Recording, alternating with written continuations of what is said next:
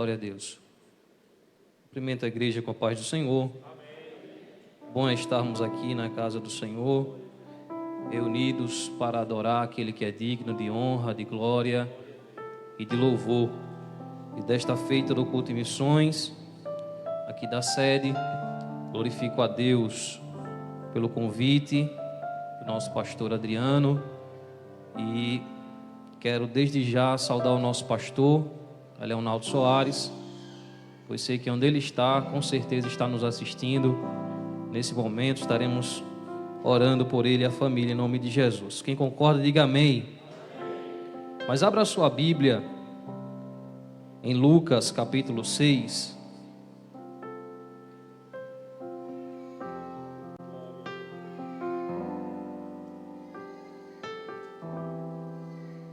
Versículo 38.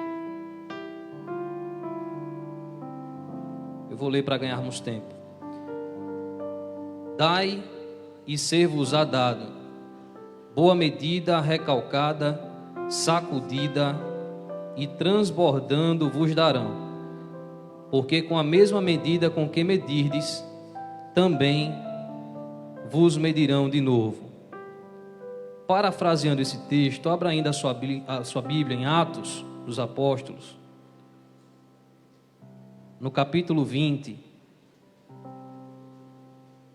e o versículo 35, que diz assim: Tenho-vos mostrado em tudo que, trabalhando assim, é necessário auxiliar os enfermos e recordar as palavras do Senhor Jesus, que disse: mais bem-aventurada coisa é dar do que receber. Amém? Glória a Deus.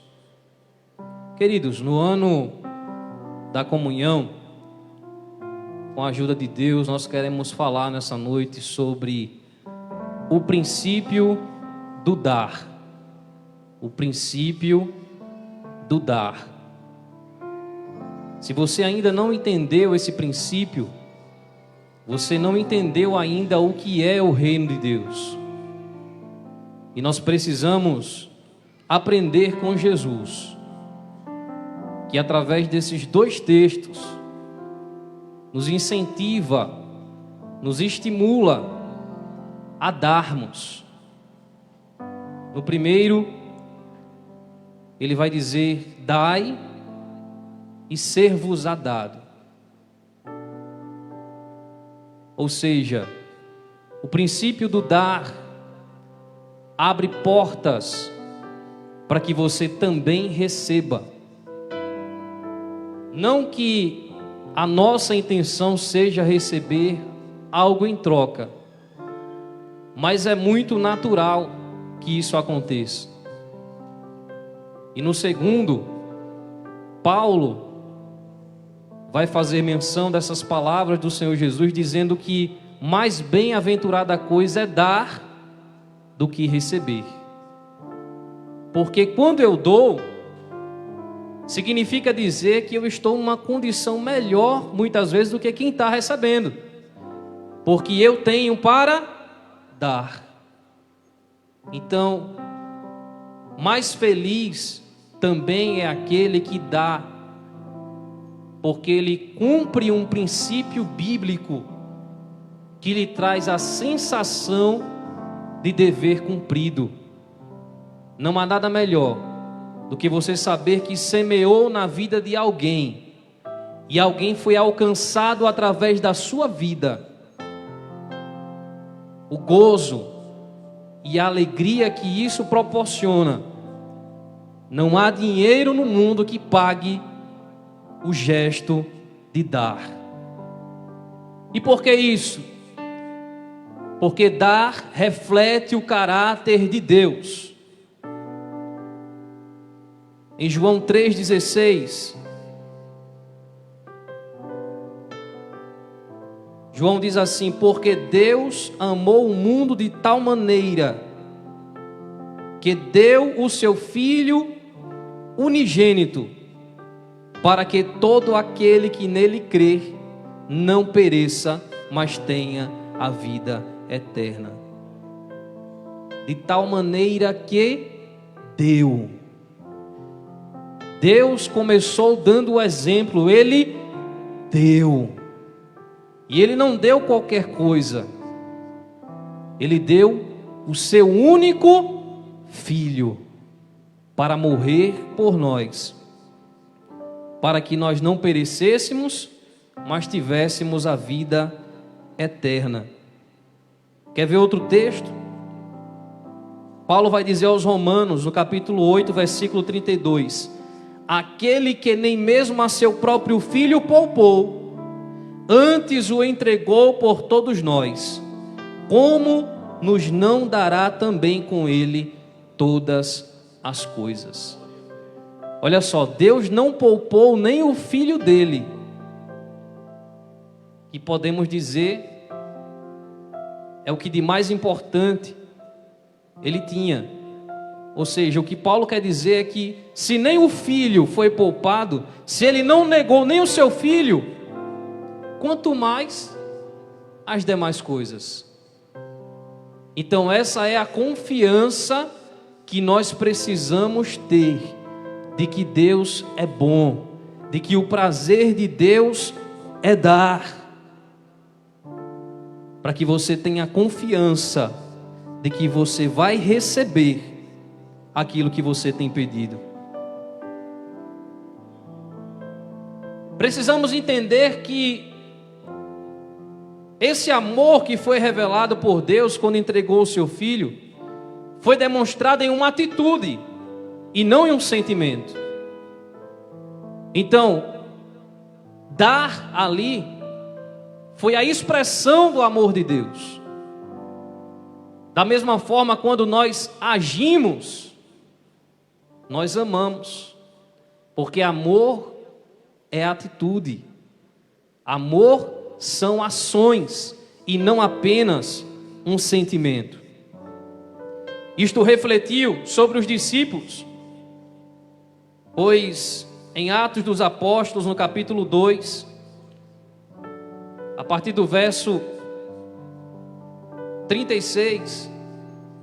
42, vai dizer assim: e perseveravam na doutrina dos apóstolos, e na comunhão, e no partir do pão, e nas orações.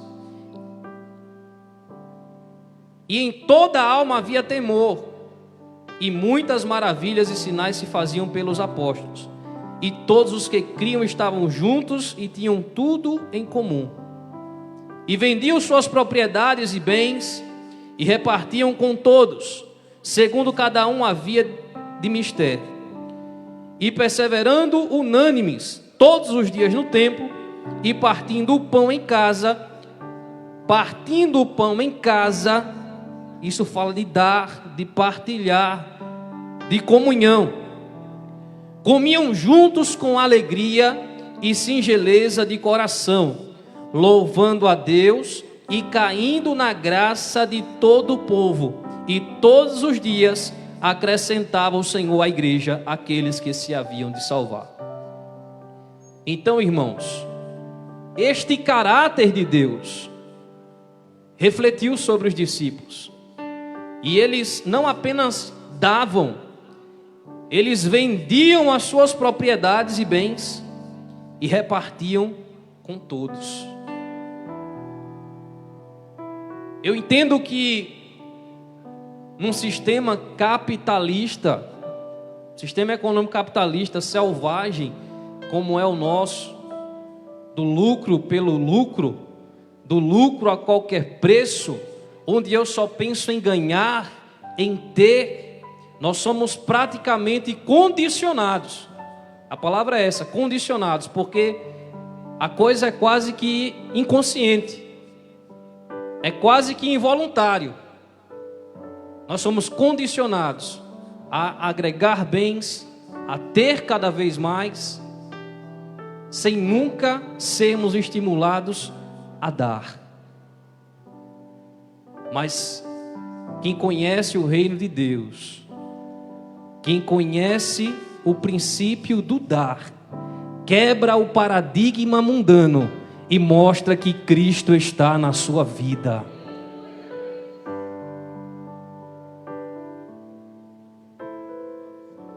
precisamos refletir que para termos comunhão com Deus, para termos comunhão com a família e para termos comunhão com a igreja, precisamos dar. Se você não der, não espere comunhão. É engano. Porque dar é uma condição que abre portas para que se receba. No terreno da comunhão, primeiro você semeia e depois você colhe. Mas tem muita gente que só quer receber. E eu não estou falando aqui, irmão, simplesmente de uma questão de dinheiro. Porque muitas vezes as pessoas pensam que é só dar dinheiro. Não existe ninguém tão rico que não precise de algo, e não existe ninguém tão miserável que não tenha nada a oferecer. Você pode dar atenção. Você pode dar a paz do Senhor. Não paga nada, como diz o irmão. Quanto é meio quilo de paz do Senhor? Mas nem isso você quer dar. Às vezes vê o irmão e nega até a paz do Senhor. E quer ter comunhão. E quer que todos tenham comunhão com Ele.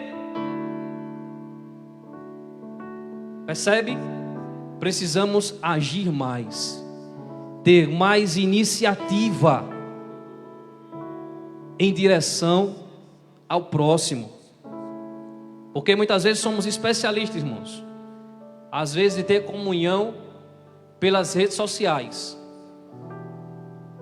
porque ali tem plateia. Você posta alguma coisa, todo mundo vê, o outro vem e comenta. E é isso que as pessoas estão em busca, de glória, de elogio. Mas quando você dá atenção a um pequenino que ninguém está vendo, que não tem plateia, a plateia é Deus que contempla você, assistindo o seu irmão no sofrimento dele, na angústia. Não precisamos ter plateia, precisamos fazer o que tem que ser feito. Dar é melhor do que receber. Glória a Deus. Então, para isso, irmãos, eu preciso me libertar da arrogância, da prepotência, do individualismo, da autossuficiência que tem matado a nossa comunhão. Se você parar para observar, quando Jesus mandou os discípulos, os 70, Ele os mandou sem dinheiro, sem alforjes, com a roupa do couro. Foi assim? Por que isso? Para tirar deles a sensação de autossuficiência, de que não precisa do outro. Ao contrário, ele já saiu com a condição de que se Deus não provesse, eles iam passar fome. Se eles não tivessem contato, se eles não pregassem, evangelizassem, ia passar necessidade. Então, Jesus retira deles essa condição. Vocês vão evangelizar e eu que vou prover no caminho. Então, nos libertando disso, nós precisamos entender o que podemos dar a Deus, o que podemos dar à família e o que podemos dar à igreja. Eu preciso entender que eu sou devedor. Paulo disse assim: portanto, dai a cada um que deveis, a quem tributo, tributo, a quem imposto, imposto, a quem temor, temor, a quem honra, honra. A ninguém devais coisa alguma a não ser o amor com que vos ameis uns aos outros, porque quem ama aos outros cumpriu a lei. Olhe para o seu irmão, não toque nele, mas diga assim: você me deve. Agora diga assim: então me pague. E o que é que você deve? O amor. Porque se teu irmão não te pagar, coloca ele no SPC do céu e o negócio vai ficar sério. Você tem que pagar o que você deve. Principalmente e também, por que não, o dinheiro, né? Porque aí, se você dever para o seu irmão, a comunhão acaba. Irmãos, dar a Deus, o que é que eu posso dar a Deus? A minha vida. O que é que eu tenho que dar para Deus? Para que eu tenha comunhão com Ele? A minha vida. Por isso, em Romanos 12, o apóstolo Paulo vai dizer assim: rogo-vos, pois, irmãos, pela compaixão de Deus, que apresenteis os vossos corpos em sacrifício vivo, santo e agradável a Deus, que é o vosso culto racional. Apresentar o corpo, dar o meu corpo. E não é só o corpo. Corpo, alma, espírito. Você tem que ser todo dele. E não é dar de boca, como alguns dizem: eu sou de Jesus desde que eu nasci. É não, filho. Se você não entregar a vida para Ele hoje, fazer uma aliança de salvação com Ele, você nunca foi dele. Porque isso implica, dar a vida implica em obediência irrestrita, entrega total de vontades, de desejos, renúncia. Dar a vida a Deus representa e implica em tudo isso. Não adianta eu dizer que dê a vida para Deus e continuo na cachaça, no vício, na prostituição. Deus não está aí não. Deus é santo e Ele quer que você seja santo. Diga glória a Deus. Mas, queridos, no Salmo 116, o versículo 13, o salmista vai falar como nós devemos dar a nossa vida a Deus. Olha só, ele diz: que darei ao Senhor por todos os benefícios que me tem feito? Tomarei o cálice da salvação e invocarei o nome do Senhor. Pagarei os meus votos ao Senhor agora, na presença de todo o seu povo. Tomarei o cálice da salvação. Deus nos ofereceu a salvação por seu Filho Jesus, na cruz do Calvário, onde Ele expiou o seu sangue para perdão dos nossos pecados. Agora, isso só tem significado e valor para mim se eu tiver uma atitude de amor em relação a isso, se eu tiver uma resposta em relação a isso. E que resposta é essa? Que eu beba desse cálice de salvação, que eu receba essa salvação em minha vida. E eu só posso receber essa salvação entregando a minha vida totalmente a Ele. É vida por vida. Ele deu a sua vida para ter a nossa, para nos comprar. Não foi assim que Paulo disse? Para você ser propriedade dele. É você pegar o volante da sua vida e dizer: Senhor, está aqui. A partir de agora a direção é do Senhor. O que é que eu preciso dar à família? Diga: atenção, cuidado e amor.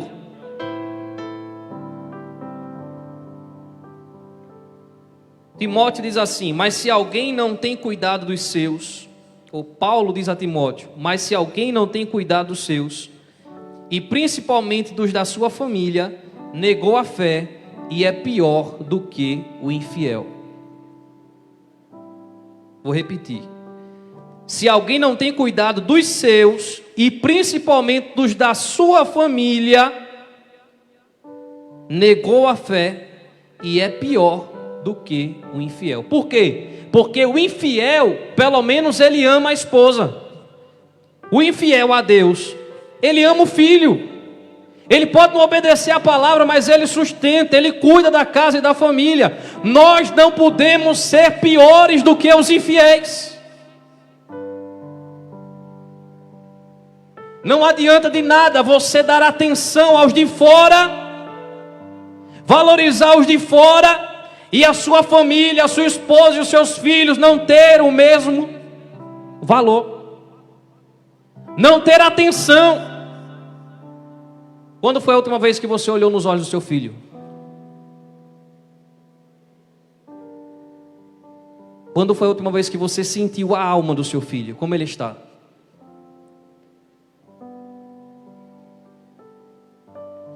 Sentou para conversar com sua esposa, para uma DR.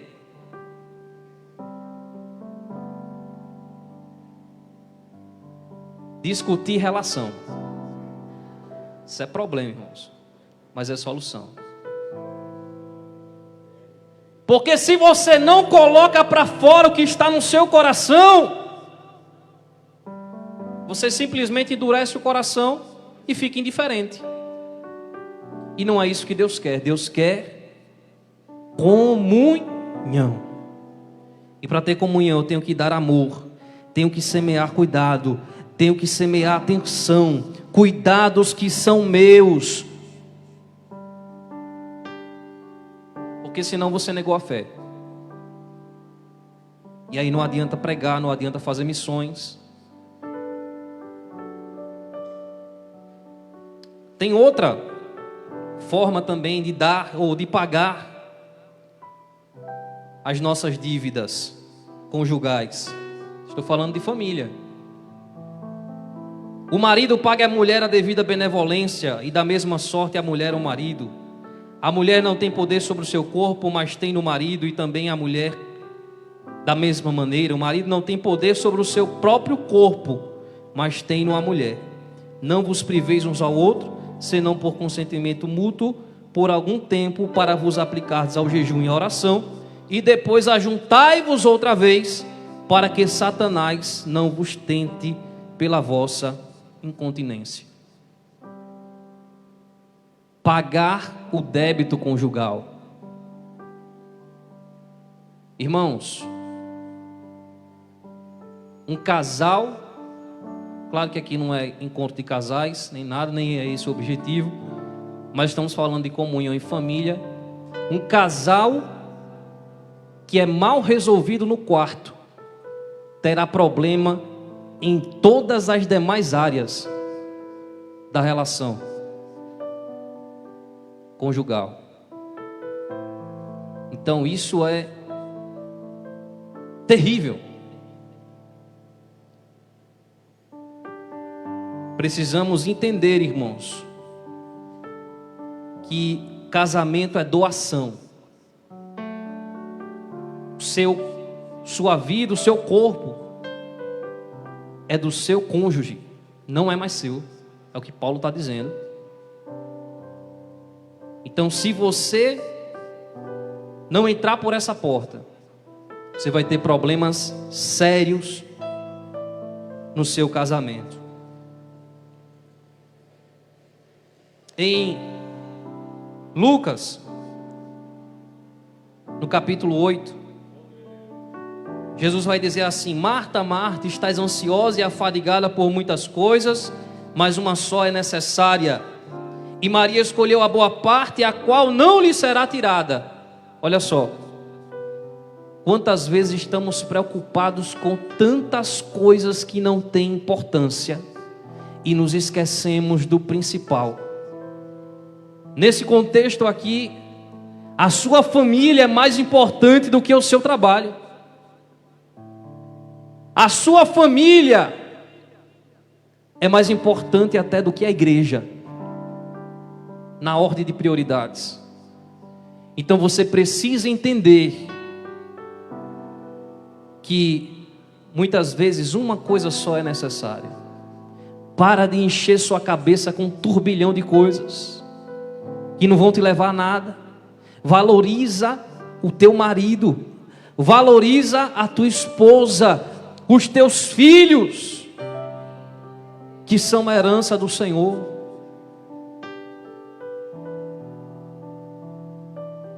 Porque estás ansioso e afadigado com muitas coisas, mas uma só é necessária.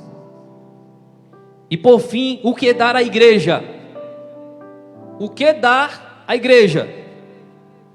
Diga, o meu serviço. O seu serviço. Estamos em um culto de missões. Que serviço você tem prestado ao reino de Deus? Ah, mas o que é que eu vou ganhar com isso? A mente capitalista. Se eu não ganhar nada, eu não evangelizo. Eu vou usar desculpe aqui, um exemplo bem prático, até um pouco esdrúxulo, mas que você vai entender. Quer ver uma coisa? Se nós chamarmos uma equipe para evangelizar, estamos em um culto de missões, e dissermos domingo à tarde, debaixo do sol quente, nós vamos evangelizar em tal lugar. A pessoa pensa, é automático, não minta para mim, todos pensam. O que é que eu vou ganhar com isso? É automático. Por quê, irmãos? Porque isso é condicionado pelo mundo capitalista. Vou provar a você. A pessoa às vezes inventa um monte de desculpa, Tiago. Não posso porque eu tenho isso, porque eu tenho aquilo, porque eu tenho aquilo outro. Agora, muitos, se você oferecesse dinheiro para dizer assim, vamos evangelizar, cada dia é X reais, a pessoa na hora tirava as desculpas. Por que eu estou dizendo isso, irmãos? Porque nós precisamos entender que no reino de Deus, quando eu dou, eu ganho. Quando eu me dou, eu ganho. E o sistema capitalista diz, quando você se dá, você perde. Quando você dá, você está perdendo. Não, no reino de Deus, quando você dá, você ganha. Seu olho pode não estar vendo aqui, mas Jesus disse que nesta vida, 100 vezes mais.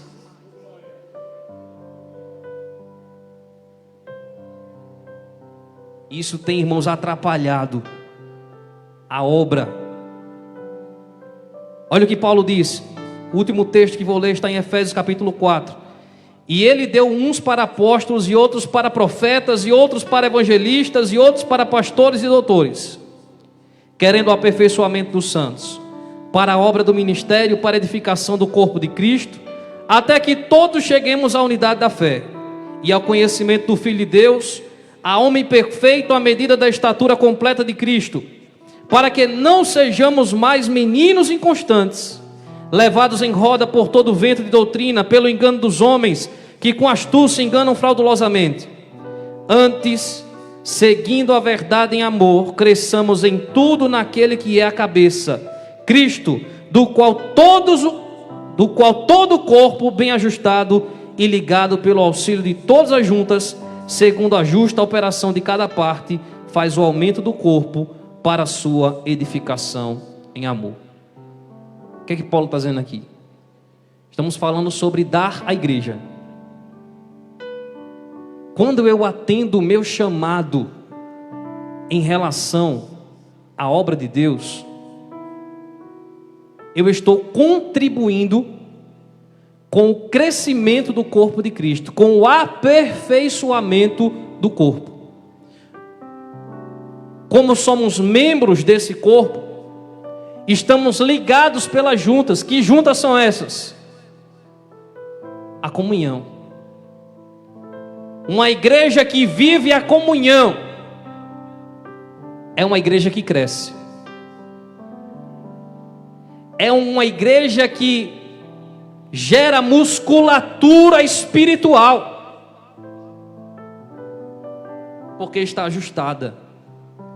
Eu vou dar um exemplo aqui. Quando você vai para a academia e você faz um movimento repetitivo de um determinado membro do seu corpo, todas as juntas estão ligadas e em movimento. O que é que acontece? O músculo cresce. O músculo cresce. Isso é comunhão. A comunhão de todos os membros, juntos, trabalhando no mesmo propósito, num só sentido, no mesmo objetivo, traz crescimento.